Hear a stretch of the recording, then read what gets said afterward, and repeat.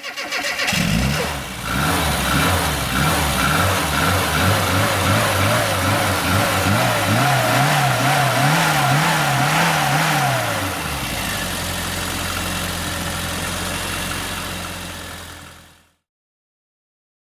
everyone, welcome back to another video and thanks for joining me.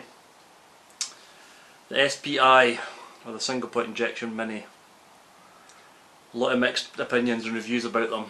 So, what is a single point injection? In 1991, Rover changed from carburetors to injection models. Some carburetors run up till 1994 on non-Cooper, but in general, in 1991 it changed to a single point injection. In the UK that ran up to 1996, when it then moved on to an MPI, a multi-point injection, which is what you'll find in cars nowadays. Japanese imports, however, kept the single point injection right up to the end of production. So there's variations and things, but in general terms, the single point injection ran from 1991 onwards. And it was introduced because mainly of emissions, to keep the emissions down and comply with the legal requirements for the road, and also to ensure that the car ran better from cold starting. Basically, the turn of the key, the car went better, rather than having to warm up and pull a choke and all that good stuff.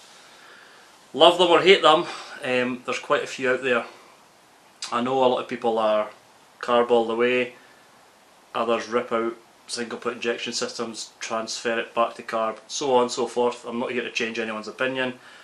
I've got a carb model and I've also got an SPI, which is ED. If you're regular, I've seen some of the repairs and videos and some of the ups and downs I've had with them. If not, thanks for joining me, and please like, subscribe if you like it. If you don't like it, don't like it. But please subscribe and hit the notifications button, and I'm going to try and bring as many videos as I can about all my cars as I normally do. So, why am I doing this video? There's a lot of channels out there, Mini and otherwise, that focus on the older models, the carb models. There's not a great deal on the single point injection, or at least when I'm looking for research, I go through forums, Facebook groups, YouTube. You know, there's not a great deal that basically explains what it is in basic terms. So what I thought I would do, I would put in all my research, all my combined knowledge of what's happened to mine, and put it in a simple video with very simple terms to explain how it runs, what it does, and what each item is, because I thought it would help someone out there. Now, I'm by no means an expert, and I don't claim to be. I learn a lot from trying it, and if I get it wrong, I'll try it the right way next time. So I'm not an expert, I'm only sharing what I've learned, and I've got a lot more to learn, especially when it comes to the injection system. But for the purpose of this, I thought I would just go through what I know. So yeah, here goes. Let's find out a little more about the single point injection Mini.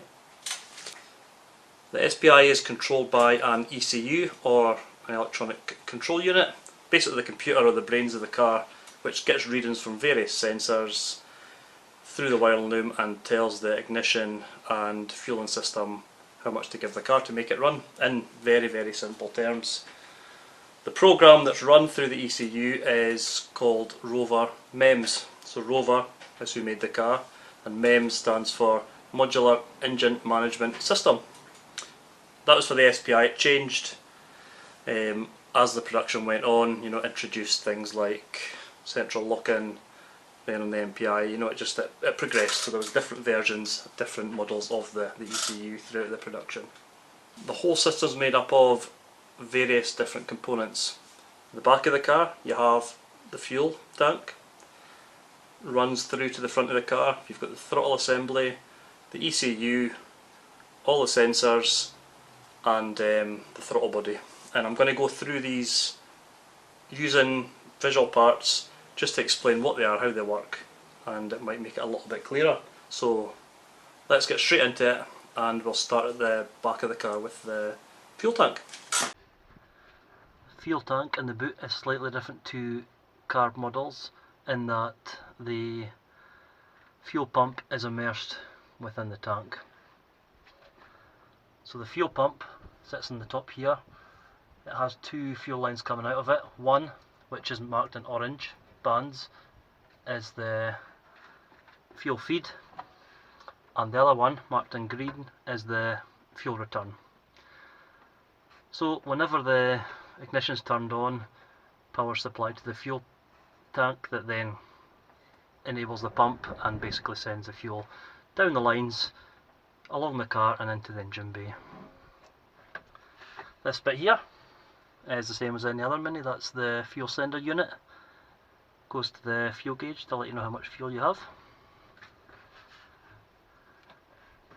The fuel feed pipe goes down through the boot underneath, and it goes through a fuel filter, then carries on, and again it takes you straight to the engine bay from there.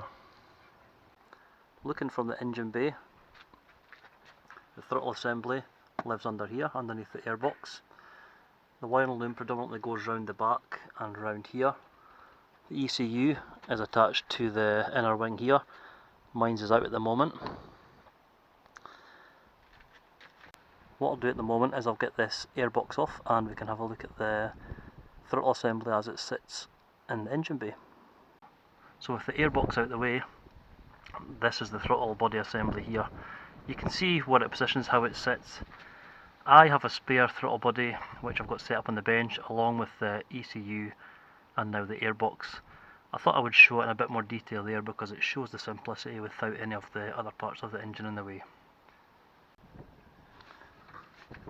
This, located at the back of the engine bay on the left hand side, is the inertia switch. In the event of a crash, this cuts the fuel being fed to the throttle body. It's a safety switch basically. It stops fuel being sprayed in the event of a crash. If you go over a bump, which some of you may have, that causes it to shake enough, it thinks it's been in a crash and it cuts the fuel. So in that event, to reset it, you simply push this top button here and it resets it back to normal. This, located at the other side to the rear of the engine bay, is the relay module. The relay module contains all four relays which control the engine management system. The four relays within this box are the starter relay, the fuel pump relay, the main relay, and the PTC heater relay. If one goes, you need to replace the whole pack, and at about £140, this is not a cheap box. That was a very brief walk around the car to explain where the components are. Fairly simple, but what I said I would do out there is set up on the bench to have a look at how it all connects, and that's what I've got set up next to me. So I'm going to get the camera set up, have a look around, and then what I'm going to do is disassemble the throttle body, and as I go through each component I'm going to explain what they are and show how they're disassembled. Laid out on the bench, which you can see on the camera, are the main components from the engine bay. The airbox with the air filter inside, throttle assembly on top and the inlet manifold on the bottom, and the ECU for the car. These are all connected up through wiring, sensors and vacuum pipes. Vacuum pipes are these pipes here, and I'm just going to go into a slight bit of detail with regards to them because they are the number one issues on the SPI which cause numerous running problems. So vacuum pipes. On the SPI there are four. Two black, one red and one yellow. Start with the airbox. First one, yellow, goes to the cold air inlet. Flip it over. It goes into the underside of the airbox. From next to that you have the red one that runs to the rear of the inlet manifold. Now this goes, as you're looking from the car outwards, to the left hand side, and you can see that's red in the back, so red to red. Move across to the next, and the next two, the black ones, are the ones that cause the most issues and that seem to break more than the other two, probably because of their location and what they do within the engine bay. So this goes from the inlet down to the black tab on the fuel trap. If I can spin this around, fuel trap sits on the bracket. Other side, green tab, comes out to the final black vacuum pipe, and that comes all the way down and attaches onto the ECU via a port for the map sensor. Classic example of why these cause running issues, if you can see here, is they split, the ends split. Meaning the air gets in, meaning the readings get all messed up. And that is, in simple terms, the vacuum pipes. The airbox. Inside is the air filter, and the sensor underneath here is the air temperature sensor. This measures the air inlet temperature and feeds the results back into the ECU. The ECU, as I said, through the SPIs, changed models a few times. This is for an early SPI, and it is the MNE0027 serial model, which usually you'll find on the side sticker here, but it's a sticker so they do tend to come off. This one has the two ports. The later ones has one port for the wiring harness. Plug in, fairly self-evident, and you then have the port here which connects the vacuum pipe, which we've seen, that goes to the fuel trap. This is the map sensor, which is short for manifold absolute pressure, and effectively it measures the pressure from the inlet manifold via the fuel trap and tells the ECU what the load in the engine is. If this develops a fault or the vacuum pipe into it, it'll ultimately give the wrong readings and lead to the engine running rich. Turn it over. All it is a bracket attached by 3 screws. This attaches to the inner wing, and that's it. That's all the connections for the ECU. All the circuitry and things are enclosed inside. These are getting very hard to come by now. You can't buy new and you can't buy remanufactured, or so I've found. So usually, and what I've had to do is send my old one away to be reconditioned, or you can pick up second-hand ones, but the prices are creeping up, so bear this in mind, that if you do get a fault with this, it can get a bit costly to replace. And that just leaves the injection unit itself and the inlet manifold. What I'm going to do, this is a spare one as I said, I'm going to strip this bit by bit, explaining what each bit's for, because hopefully visual aids will make it easier to understand. It's always good to have spares of these, and like I say, I'm going to plant strip it, get the parts all individually and refurb it, so I've got plenty of spares there for when I need them. Firstly, I'm going to get these vacuum hoses out of the way. Some are simply pull on, need twisting to come off, and others, I'm not be able to see them because of the light, have these clips on them, so they just need a bit of pliers there to squeeze it and then pull it off.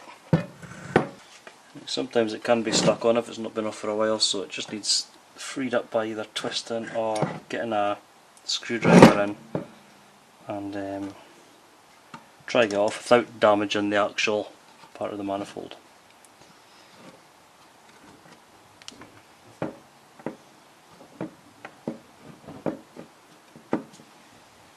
Grab, twist and pull. and it will come.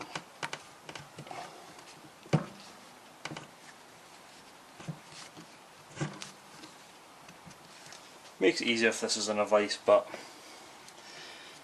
I'm not using a vise.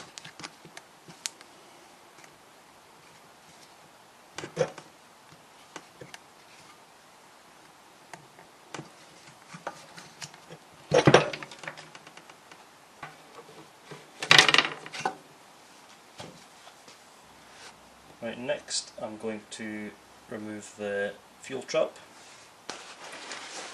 which is connected to the bracket attached to the manifold here. Tab at the bottom here and a tab at the top, it just needs pushed free. Sometimes it's a bit tight, so it might need a screwdriver in just to pop this bit off here. And obviously when this is in the car it's a lot harder to get access to.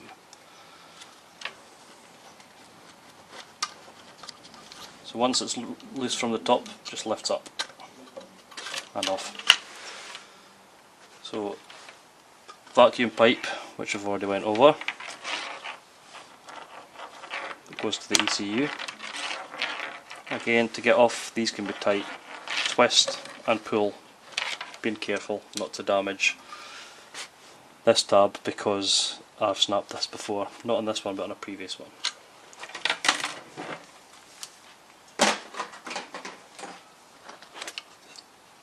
Turn it round. Vacuum pipe on the other side. And the fuel trap is free. This is exactly what it's called, a fuel trap. It traps fuel vapour in here and stops it going from the inlet manifold straight into the map sensor and damaging it. Final two vacuum pipes.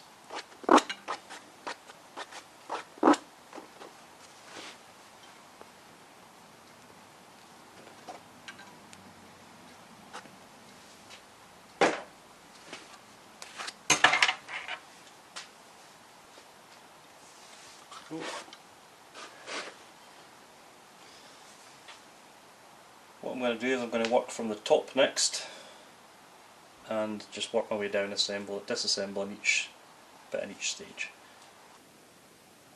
This is the injector housing here, injectors inside here, and the fuel regulator. So this is a torque bolt, a T20.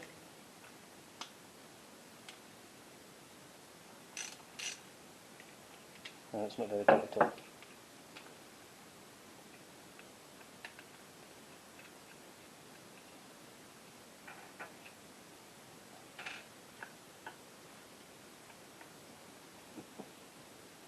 And injector simply plugs in the top there, and these, from what I've found, you can't buy separately. You can only buy them as part of the injector housing. So these have O-rings on them that can deteriorate, but this one on here looks quite good.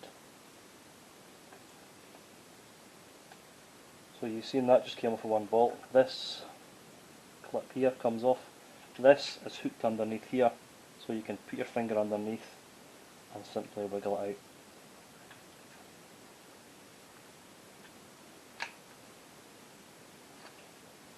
There you go. So the tabs that lock it underneath here. That is the injector unwinding. Starting to look a bit better now. I'm going to leave the regulator as part of this, and the next to come off is going to be the injector housing. So the injector housing, you've seen the injector, fuel in and fuel outlet pipes. This can then just be undone by these 4 bolts here and it just lifts off. These are different on my other unit. They're actually screws on my other unit, so I don't know which ones are standard, or knowing Rover, it was whatever they had on the shelf at the time. So these ones are Allen key. Right, all 4 bolts are off. This is still quite tight. It's obviously been on since the car was there, so a couple of taps with the mallet as usual will hopefully free it off.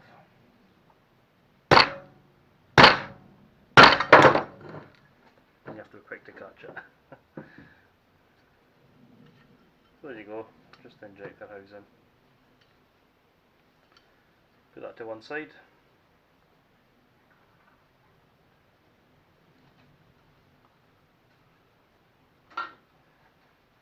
And it just means we've got access to a few more things that make it a bit easier. The stepper motor and the throttle potentiometer.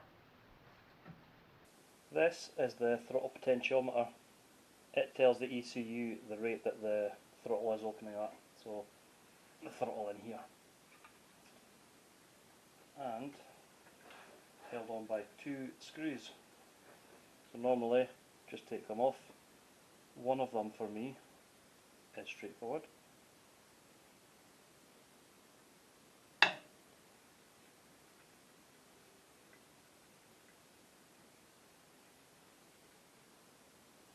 However, the other has lost all its threads, so I'm going to have to go work at trying to get this out, and then this can be lifted away.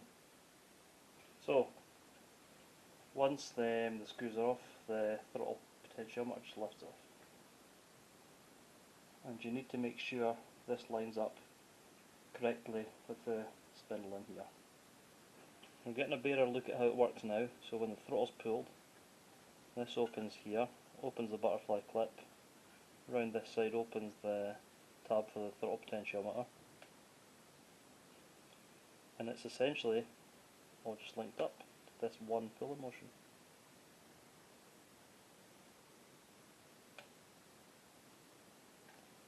Which then leads us on to the next component, the stepper motor, which is encased in here. Wiring clip at the side, edge of the stepper motor on here.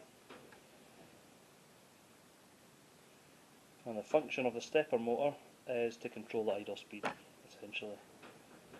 So when you're accelerating and you quickly decelerate, this controls and stops it dropping below a level that's going to make the engine cut out. To get into this, some screws.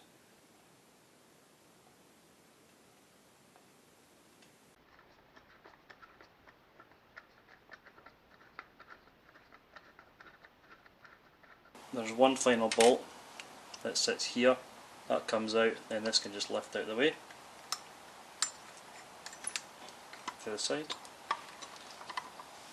Casing just lifts off carefully because it's got these mechanisms for the stepper motor here. The stepper motor is here and the wiring harness is here. This carefully prises up and lifts out. There you have the stepper motor.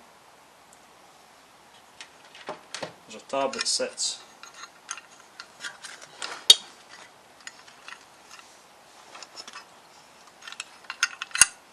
in that orientation, which is a recess for this to sit in. So looking at the case here and the two long bolts that go through here and here, when they are in position they go through, they actually tighten against this at the bottom like that, and the same on the other side. So it all holds it nice and tight when it's in place. That is the stepper motor off.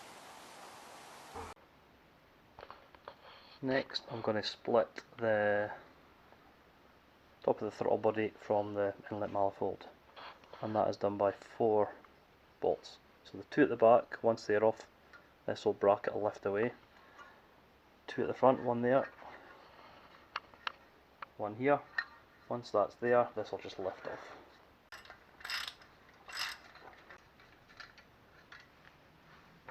Bracket should lift off. Okay.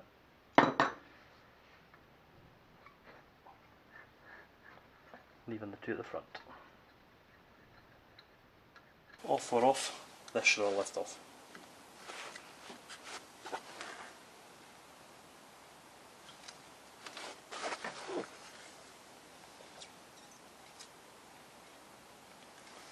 could be slightly rusty in here and here, so it may need a wee tap with the trusty rubber mallet. Let's see.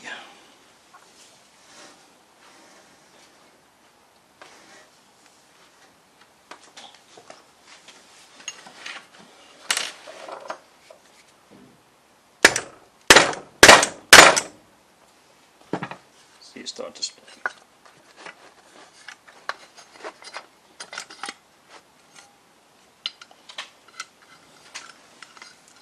And what's left of the throttle body. This plastic spacer might need a little tap, and it just lifts off.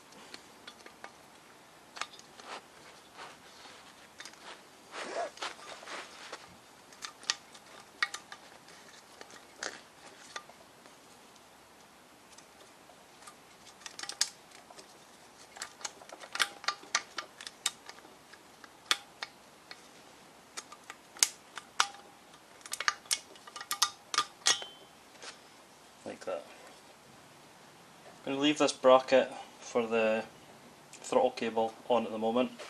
I'm going to switch this upside down. Right. What would normally sit in here is this. This is a PTC heater, and what it does when the engine starts off cold, this gets current through the wiring, and it provides heat to the manifold, basically to improve the drivability and the emissions when the engine's cold. As soon as the temperature gets to 50 degrees, the coolant water temperature, this switches off and it just starts as normal. So that assists with cold starting. That sits in here. Remember, this is the underside of the manifold, and it has a C-clip which then goes on here, squeezed in, holds it in place. These are notorious for breaking, and you'll know because the terminals here will be broken, but the most telltale sign is all that is a mini heater inside. When it gets current, it heats up. That rattling noise is all the ceramic elements inside of the heater that's broken up and knackered. This is the coolant temperature sensor. Clues in the name. It basically tells the ECU the temperature of the coolant. It gets the temperature of the coolant because these two pipes here are hooked up to the cooling system, and as it heats up, it detects it on the sensor. These are also renowned for breaking and can be common running issues. Basically, if the ECU thinks that the car's running at a lower temperature than what it is, it provides extra fuel, like it's in startup or choke mode, and it basically runs rich. So this comes off. You can see how to replace this and other sensors in one of my previous videos if you're interested.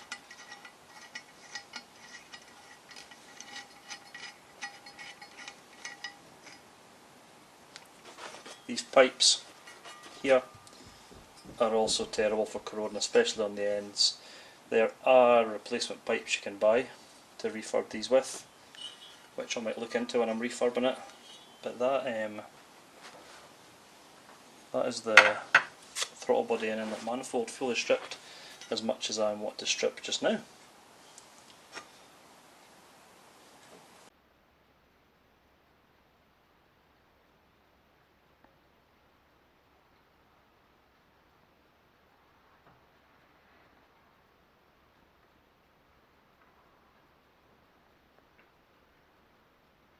There's a few sensors that I've still to mention. They're in the engine, and I'm not at that stage in the engine, so I don't want to take parts out just to show you, so I'm just going to quickly explain what they are. So the crank position sensor, it sits and it basically tells the ECU what the engine speed is and the position of the crank. The lambda sensor screws into the underside of the